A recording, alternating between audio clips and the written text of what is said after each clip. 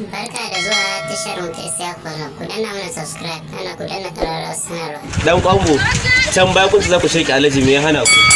Sannan mun yi niyyar mu sheƙe shi, a ƙarshe tsohon nan shi ya sheƙe mu. Ya muku alƙawari ne? Ya yi mana alƙawari fa kuma ya kasa.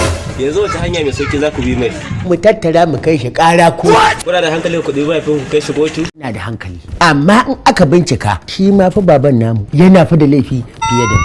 Zai da kai kuma fa? Kuma babu ainihin wato natsuwa ga zuciyan da ainihin wato naira 60 zai gagare ta wato ainihin kashewa. Na Allah, ka ji fa da aka yi ba za ka ce komai ba?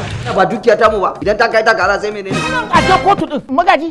Na'am. Ka je ka mun magana da barista Gogori.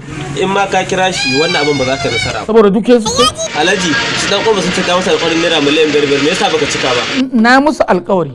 To amma ai lokacin da na musu alƙawari din nan ba cikin hankali na nake. Na dori, to yanzu Alhaji su.